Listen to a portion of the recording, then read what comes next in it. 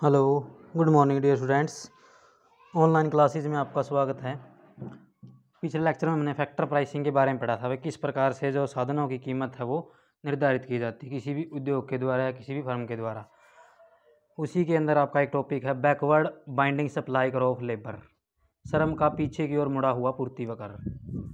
इस प्रकार से हमने पिछले लेक्चर में बताया था मैं किस प्रकार एक जो श्रम का जो पूर्ति वक्र होता है वो पीछे की ओर मुड़ा हुआ होता है। यानी कि जनरल अगर सामान्य बात करें तो श्रम का जो पूर्ति वक्र होता है वो नीचे से ऊपर की ओर उठता हुआ होता है, लेकिन कुछ कई कारणों से जो आपका श्रम का जो पूर्ति वक्र होता है वो पीछे की ओर मुड़ा हुआ होता है। ऐसा क्यों होता है? क्योंकि जब मान लेते हैं भाई एक टाइम देखते हैं जैसे जैसे आपकी मजदूरी बढ़ती जाती है तो श्रम की जो पूर्ति वो भी बढ़ती जाती है, लेकिन एक सीमा के बाद, एक लिमिट के बाद जब आपकी वेज बढ़ती है, मजदूरी बढ़ती है, तो मजदूर क्या करते हैं, काम करने की बजाय आराम करना ज़्यादा पसंद करते हैं और इसीलिए जो श्रम का जो पूर्ति वक्र होता है वो पीछे की ओर मुड़ा हुआ होता है। तो इसमें सबसे पहले हम देखते हैं भाई सबसे पहले देखते हैं साधनों की पूर्ति किसे कहते हैं। यानी कि इसमें हम देखते हैं श्रम का पीछे की ओर मुड़ा हुआ पूर्ति वक्र। तो सबसे पहले हम देखते हैं साधनों की पूर्ति किसे कहते हैं, सप्लाई ऑफ फैक्टर क्या होती है। साधनों की पूर्ति से अभिप्राय यह है कि विभिन्न कीमतों पर उनकी कितनी इकाइयाँ बाजार में बिक्री के लिए उपलब्ध होती हैं। यानी कि साधनों की पूर्ति का मतलब क्या होता है भाई, जब अलग अलग साधनों की कीमत क्या है अलग अलग होती है, यानी कि विभिन्न कीमतों पर उनकी कितनी इकाइयाँ, जो भी जिस प्रकार मान लेते हैं भाई वेज जो अब मजदूरी की विभिन्न कीमतों पर जो मजदूरी की कितनी इकाइयाँ बाजार में बिक्री के लिए उपलब्ध होती है, काम करने के लिए उपलब्ध होती हैं। नेक्स्ट इसके अंदर हम देखते हैं सप्लाई ऑफ लेबर, श्रम की पूर्ति किसे कहते हैं।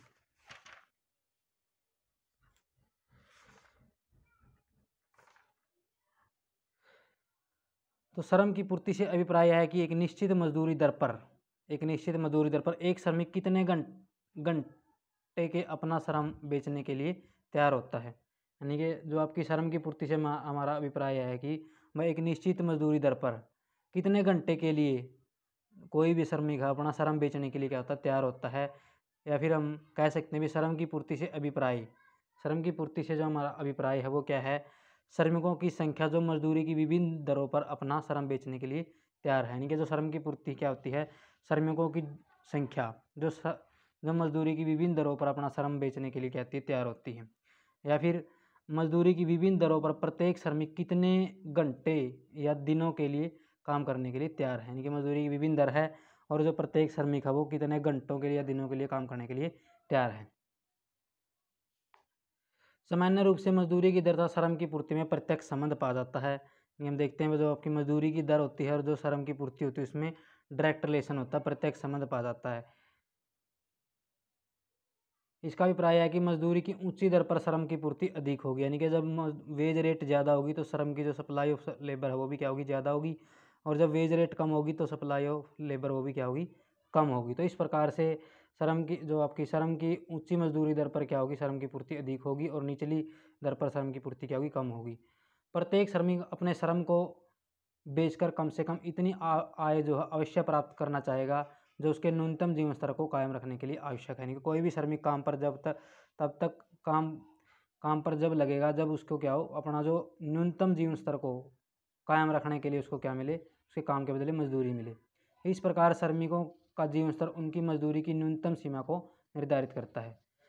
तो इस प्रकार से हम देखते हैं जो मजदूरी की जो पूर्ति होती है, सप्लाई ऑफ लेबर होती है, उसको कई इकोनॉमिक, नॉन इकोनॉमिक और साइकोलॉजिकल मनोवैज्ञानिक जो तत्व है उन पर निर्भर करती है जो मजदूरी की जो सप्लाई होती है। यानी कि इसको एक प्रकार से हम कह सकते हैं जो मजदूरी की पूर्ति को इकोनॉमिक, नॉन इकोनॉमिक और साइकोलॉजिकल जो फैक्टर होते हैं वो क्या करते हैं, अफेक्ट करते हैं। तो इसमें हम सबसे पहले आर्थिक तत्व देखते हैं।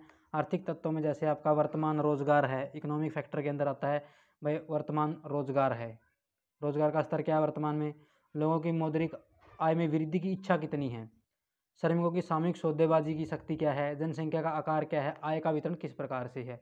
तो जो नॉन इकोनॉमिक तत्व हुए हैं जैसे आपका घरेलू वातावरण है, परिवार के प्रति मोह है, सामाजिक स्थिति है, धार्मिक विचार है, शिक्षा है, ये सभी जो आपके नॉन इकोनॉमिक फैक्टर है जो श्रम की लेबर को क्या करते हैं, इफेक्ट करते हैं।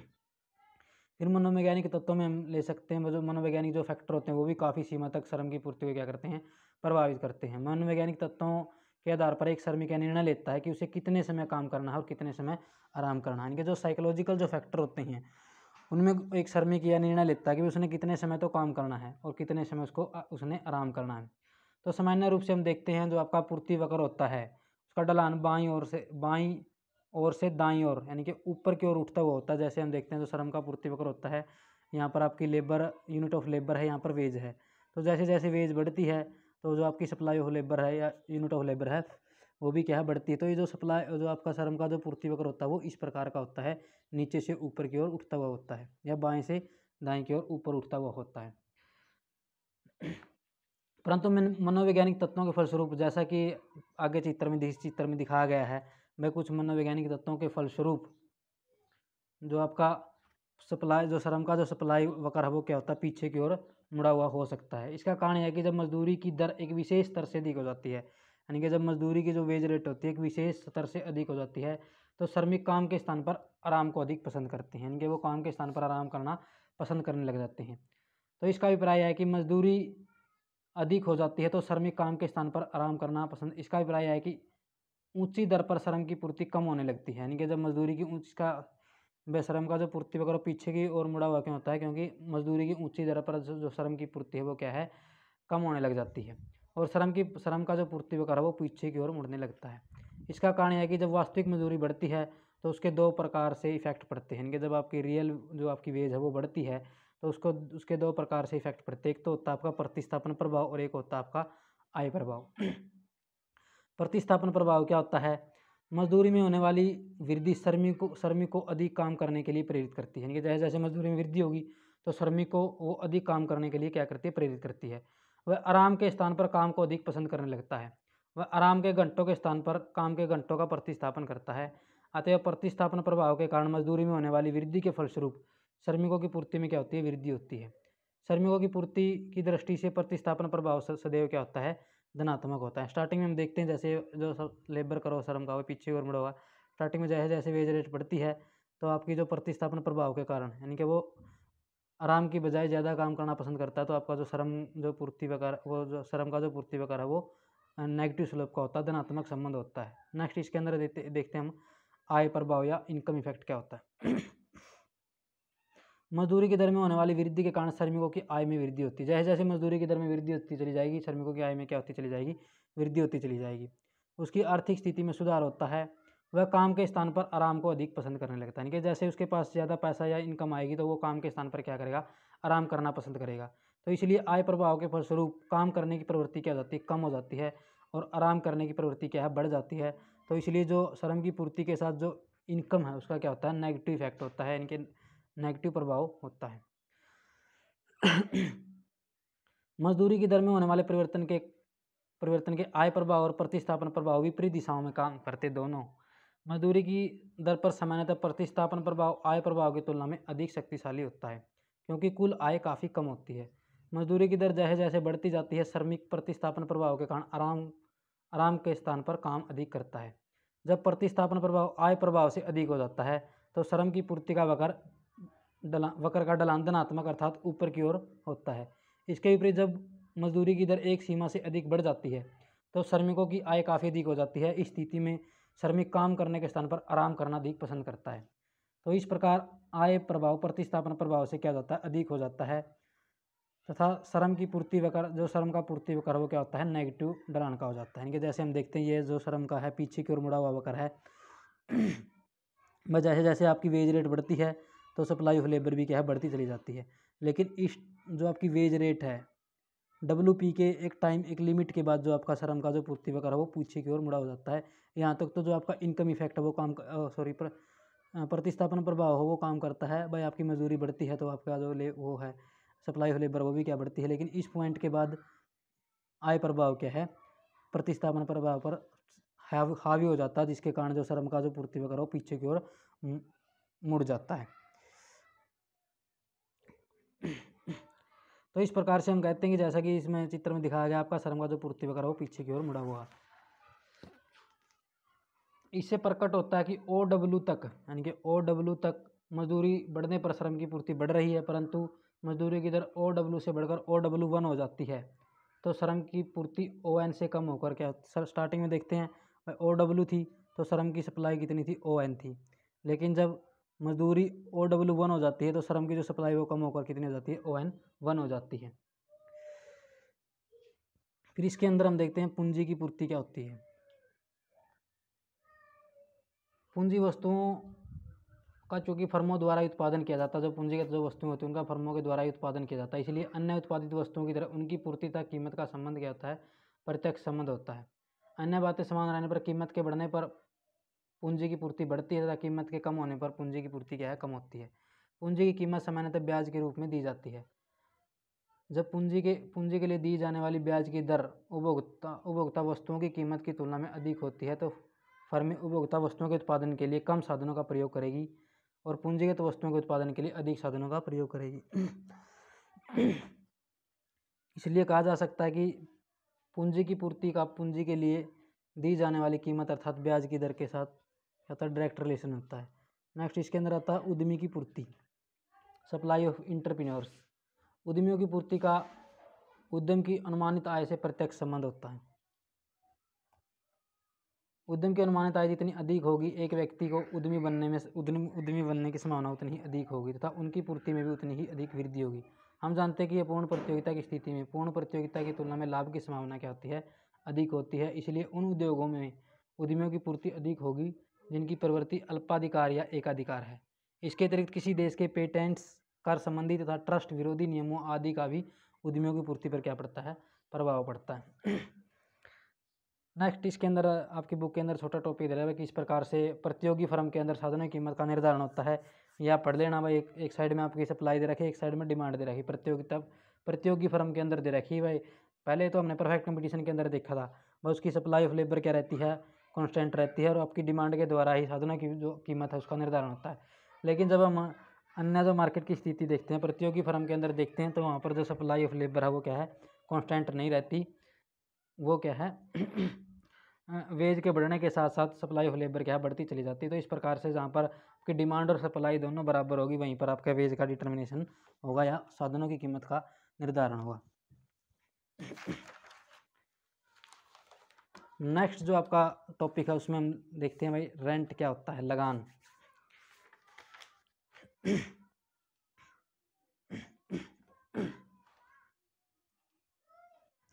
नेक्स्ट देखते हैं रेंट या लगान किसे कहते हैं। सबसे पहले हम देखते हैं व्हाट इज रेंट, लगान क्या होता है।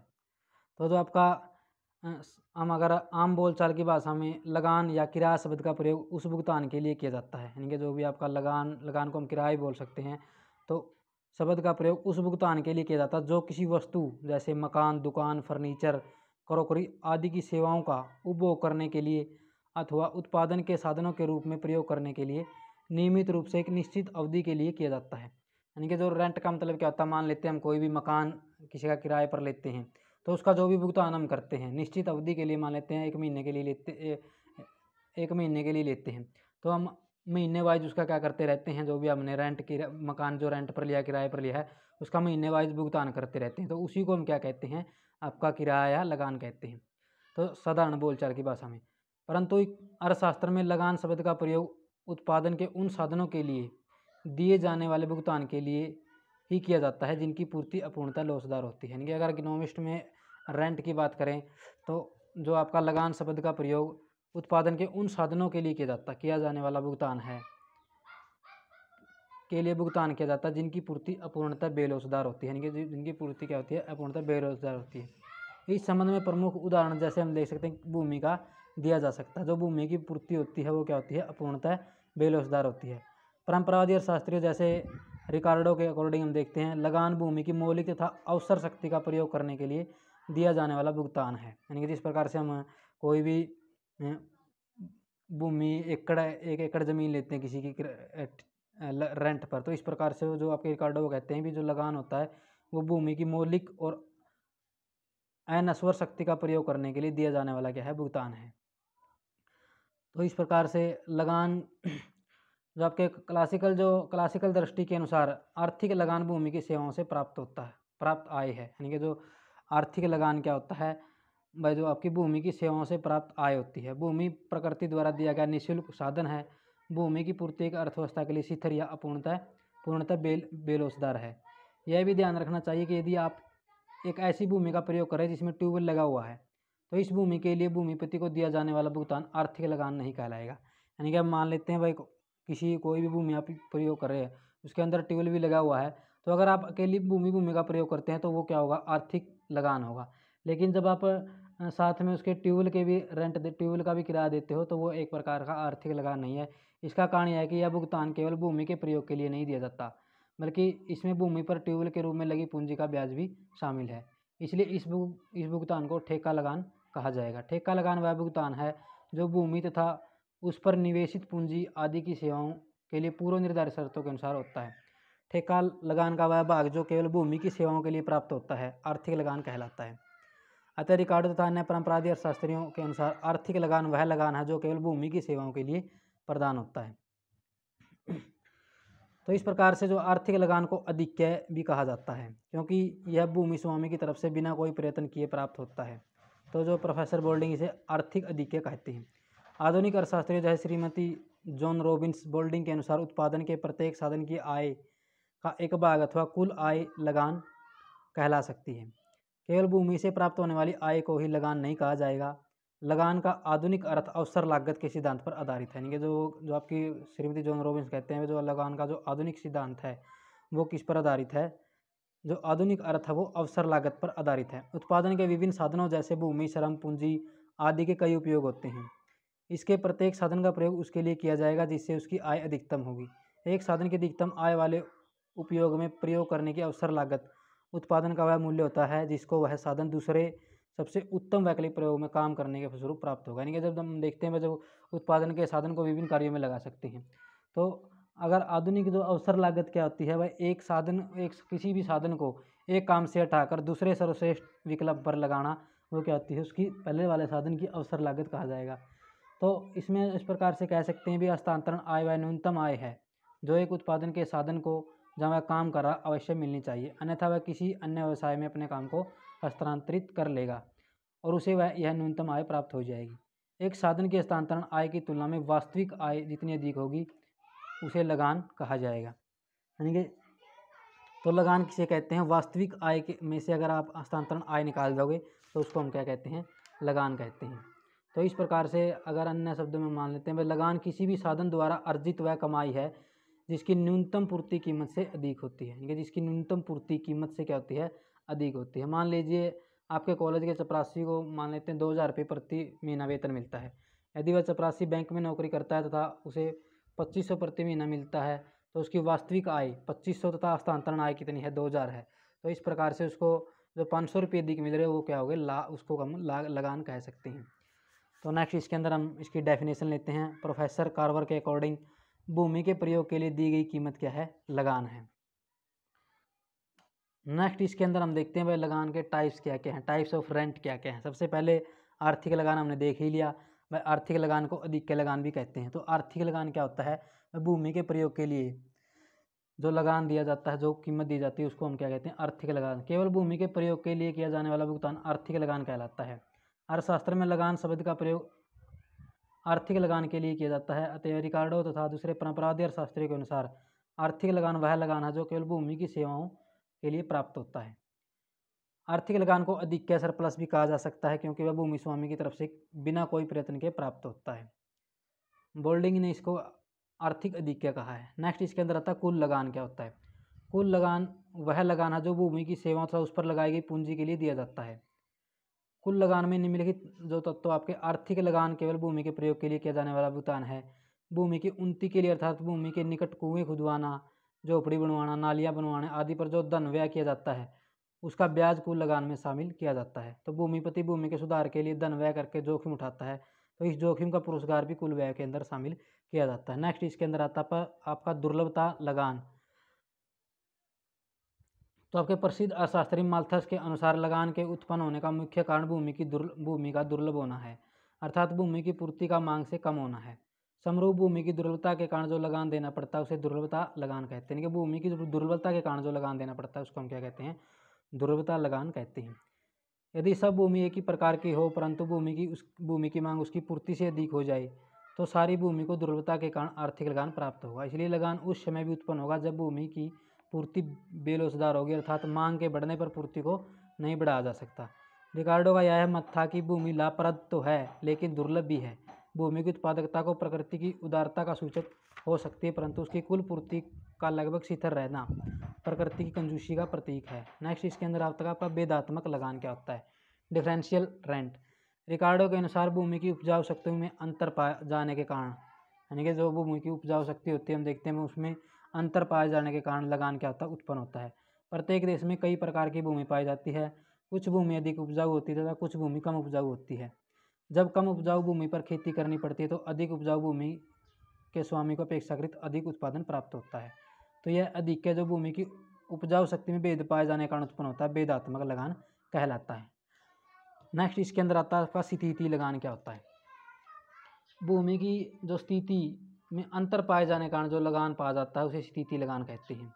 जो भूमि मंडी या शहरों के अधिक समीप होती है उस पर शहर से दूर स्थित भूमि की अपेक्षा अधिक लगान प्राप्त होता है। इसका कारण एक तो यह है कि शहर का मंडी से अधिक समीप होने के कारण उस भूमि की उपज को कम खर्च में मंडी तक पहुंचाया जा सकता है। इस प्रकार यातायात के खर्चे की बचत होती है। दूसरा कारण यह है कि मंडी में वस्तु की कीमत गांव से अधिक प्राप्त होती है।